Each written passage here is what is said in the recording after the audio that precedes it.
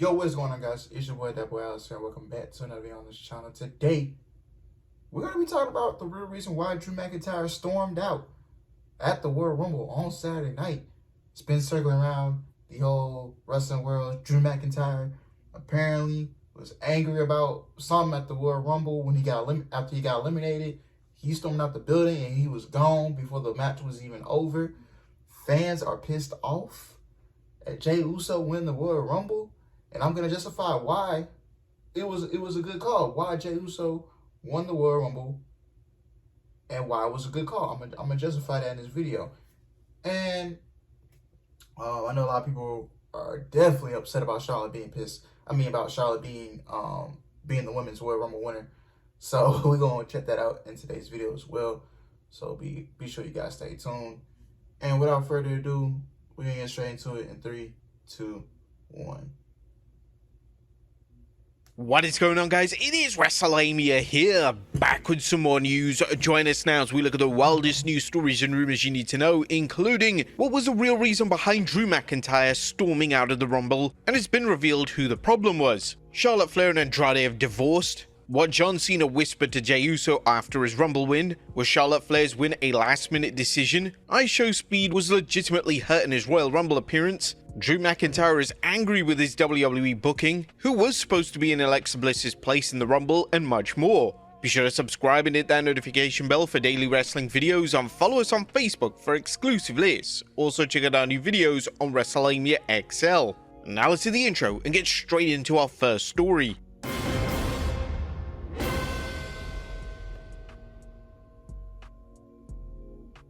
Our first story looks at Royal Rumble fallout continues. As top of today's news are more reports about the fallout from Saturday's Royal Rumble, including why Drew McIntyre reportedly stormed out after the Rumble elimination. What was the real reason behind Drew McIntyre storming out of the building after the Royal Rumble? Now, McIntyre was thrown out by Damian Priest was reportedly so irate that he didn't attend WWE's Rumble after party, leading to reports about why the Scottish Warrior lost his cool. But now Figure 4 is reporting we're told that he was hot, although I believe everyone cooled down, but he was clearly mad when he came through the curtain after being eliminated. We were told that others were as well, but weren't as obvious about it.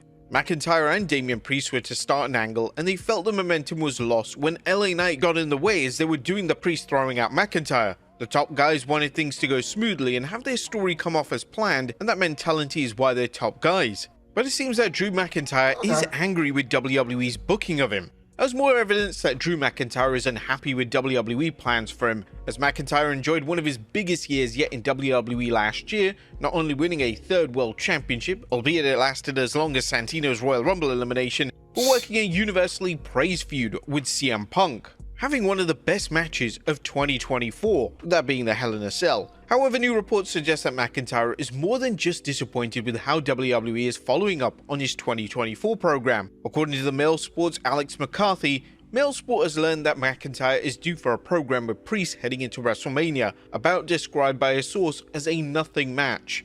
McIntyre is of the opinion that he deserves a more prominent feud after the most successful year of his career in 2024. Now, although McIntyre has a kayfabe reason to want revenge on Damian Priest, as Damian successfully cashed in his Money in the Bank briefcase at WrestleMania 40 mere minutes after Drew defeated Rollins for the World Heavyweight Championship and eliminated him in the Rumble, there were rumors that WWE planned to pit McIntyre against Roman Reigns in 2025. As after all, McIntyre set his sights on each member of the Bloodline. And McIntyre is known for using social media to forward programs, including some wicked attacks at CM Punk on social media last year, and he recently lambasted WWE for hyping Jey Uso with a Yeet Street sign prominently displayed outside Lucas Oil Stadium. The Scottish Warrior uploaded a video of himself criticizing how WWE pushes the Bloodline but buries him, reminding fans he'll never sell out like the Bloodline has. Drew is a known team player, a wrestler who carried Raw on his back during the pandemic and who has repeatedly worked through injuries and illnesses that would have sidelined other wrestlers.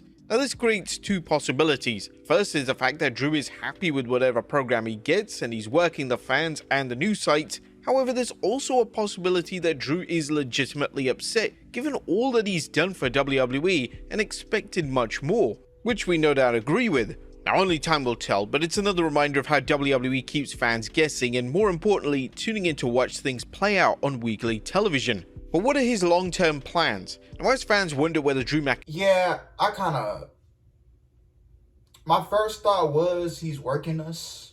That is my first thought because he pulls some stuff like this before when he gets mad and he storms out the building and then comes back. But my first thought was he was working us. Now, if Drew McIntyre and Damian Priest is a planned WrestleMania feud, honestly, I get where he's coming from. And this is nothing against Damian Priest. Now, if this is not a work, nothing against Damian Priest.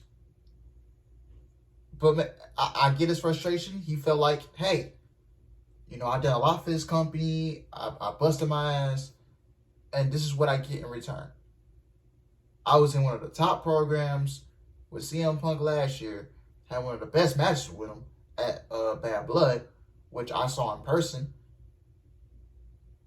I carried this company during his hard times, and this is what I get.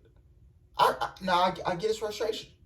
If he's upset about it. If he's upset about his role and he has to feud with Damian Priest at WrestleMania. Now, granted, Damian Priest was the guy who cashed in on Drew McIntyre when he won the World Heavyweight Championship at WrestleMania. So, maybe,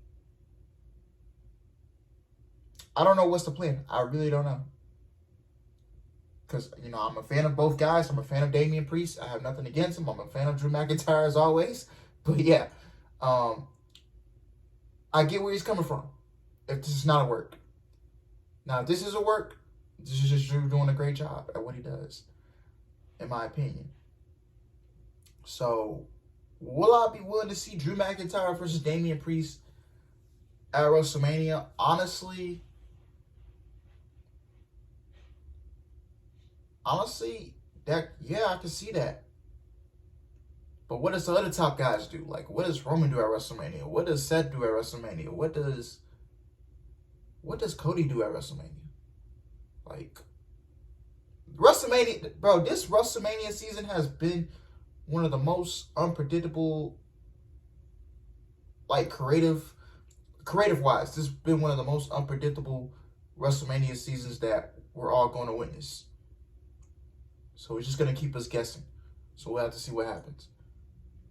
McIntyre was legitimately upset with how his Royal Rumble elimination went. We're learning more about his apparent move to SmackDown. Drew McIntyre is now the latest superstar who was moved during the WWE's transfer window, and while there was speculation it was a last-minute move, PW Insider is reporting that WWE has planned McIntyre's move to SmackDown for months, and that his win against Sami Zayn on the 27th Jan Raw was his swan song for the Red brand. As we just mentioned, the current belief is that McIntyre is going to be beginning a feud with Damian Priest, leading to a big showdown at WrestleMania 41. Now, to probably even out the transfer window, it's been reported by PW Insider that AJ Styles is also being considered moving to Raw.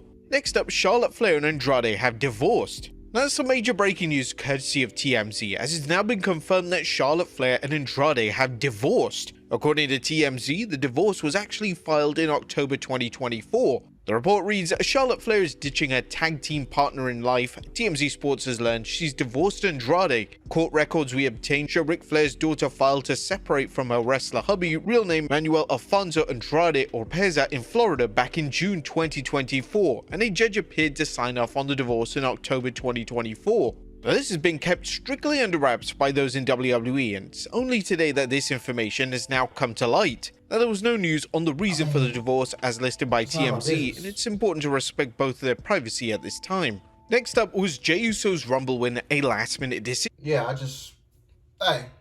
wish them both well. It's none of our business why they divorced. So, anyways.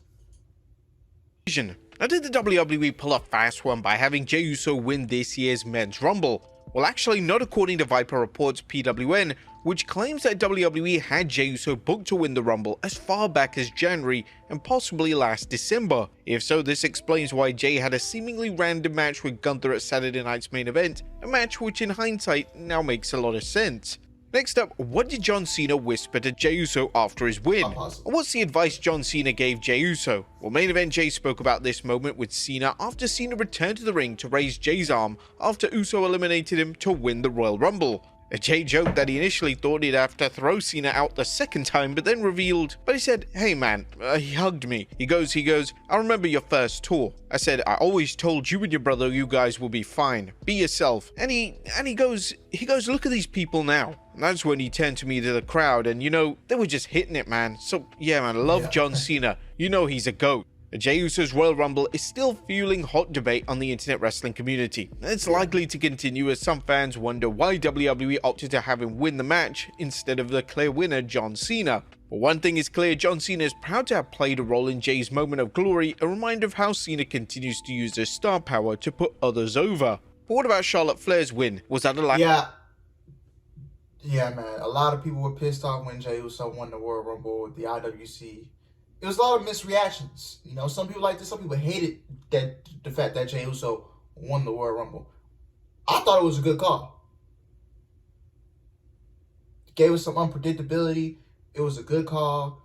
Jey Uso is going to be the world champion at WrestleMania when he throws Gunther. That is my take. And they had to do that. They realistically had to do that. You can't make that guy go to WrestleMania and lose to Gunther again. You just can't have that.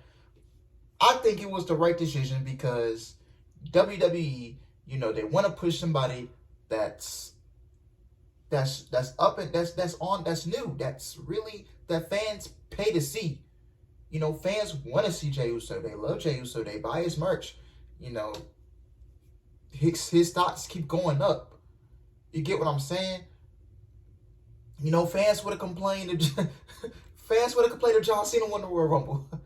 Saying, "Oh, John Cena's a part-timer. Why they won't push a full-timer to win the Royal Rumble?" I thought WWE was supposed to create new stars. So Jey Uso goes and wins the Royal Rumble. WWE is creating a new star, and yet fans still complain.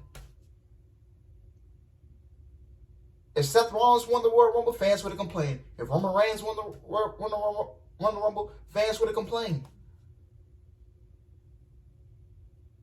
I'm telling you.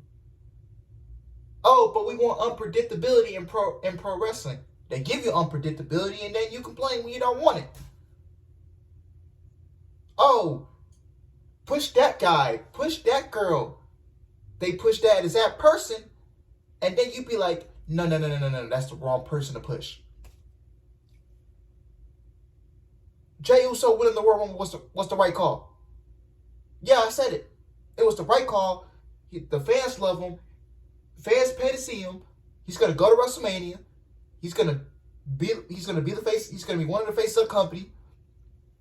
From WrestleMania, he's gonna hold the championship for about 4 or 5 months up until SummerSlam, and then he'll probably drop it at SummerSlam or the next big pay-per-view.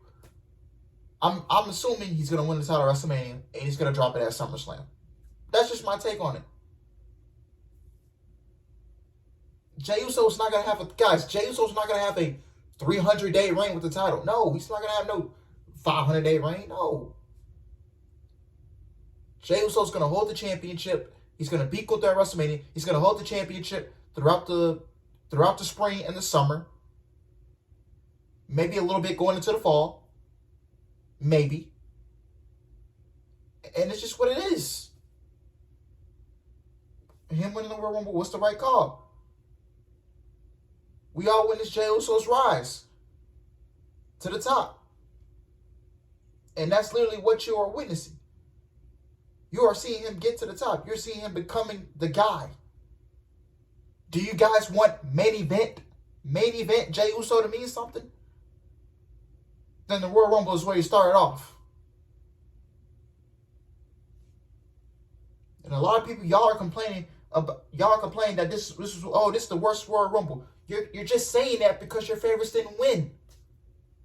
That's why you're saying that. That's why you're saying, oh, this is the worst Royal Rumble ever. Oh, this show is terrible. Translation, my faves didn't win, so I gotta go online and I gotta complain. That's it.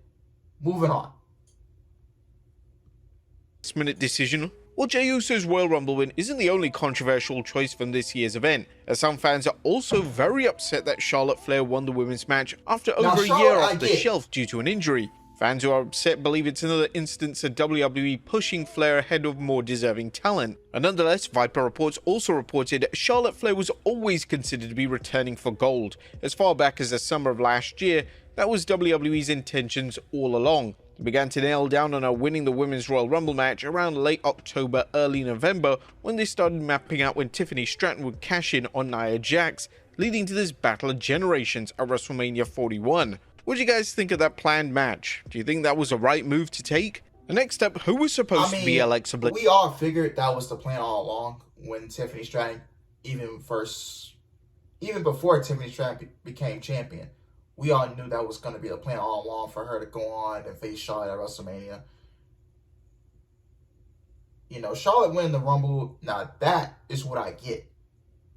You know, I don't agree with that call. I'm not really for it. Once Io and Bianca got eliminated, I kind of figured, yeah, that's game over. Yeah, that is game right there, man. And you know, I was even hoping for my delusional self was even hoping for Roxanne to come out and win. Shoot, I would not be mad if Roxanne won that thing. I ain't gonna lie to you. I wouldn't be mad if Jordan Grace won. But man, Charlotte, man, that just shows that WWE still, you know, they still have a hard on for Charlotte. You get what I'm saying? And we all knew that was the plan. Tiffany Stratton's not going to be champion for long. She'll drop it at WrestleMania to Charlotte. We already sense it. They could have had Charlotte win the Chamber and have Io win the Rumble. But as of this recording, Io Sky's in it's an Elimination Chamber qualifying match against Liv Morgan tonight on Raw as of this recording. So, yeah.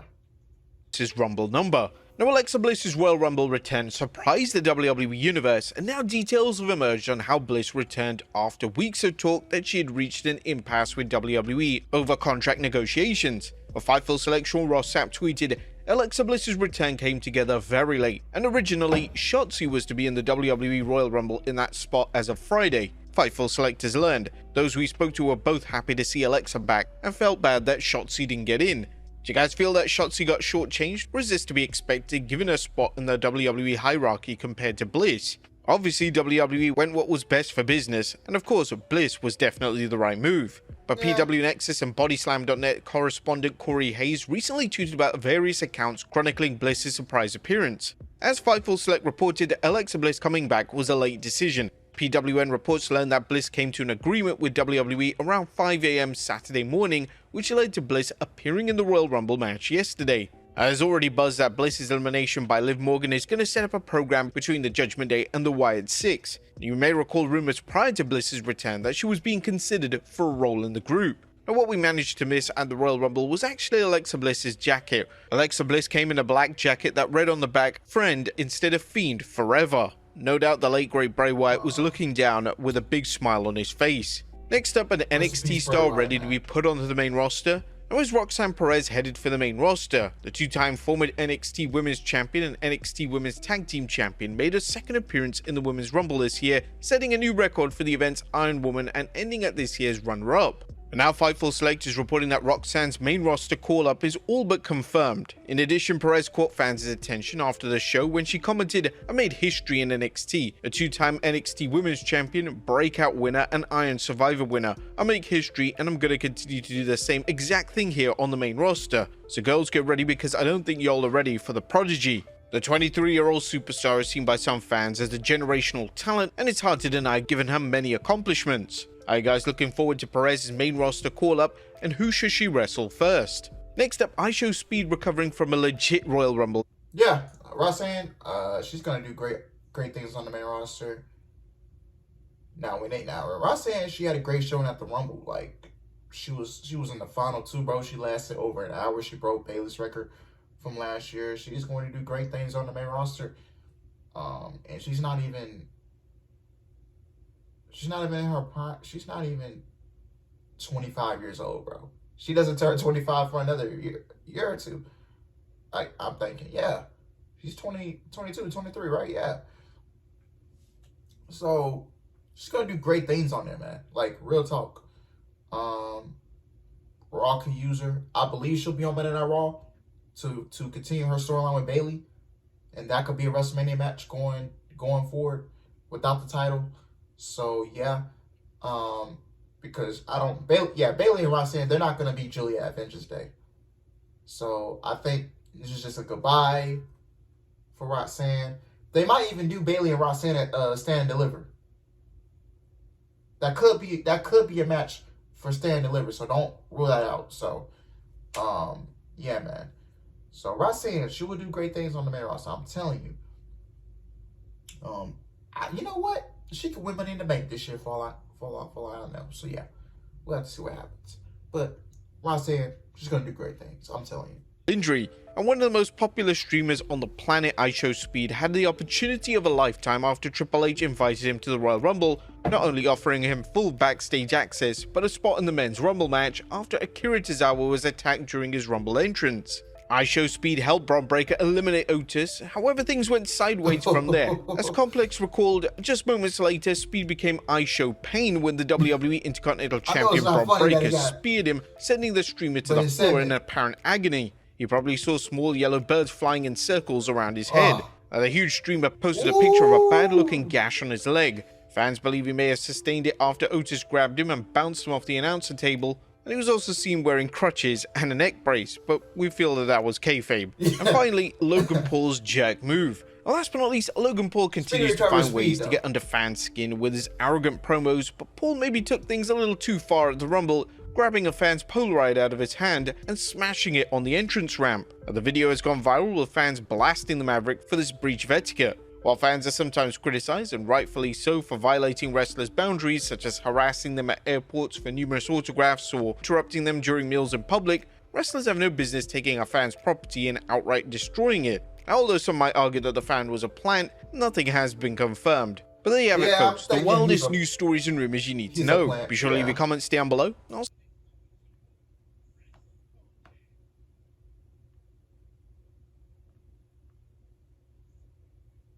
Yeah, I'm thinking that's a plant. So yeah, man. Yeah, man. That's gonna do it for me. That's all I got for you guys. That's my take on, I gave you guys my take on Drew McIntyre. And his WWE creative and what they're gonna do.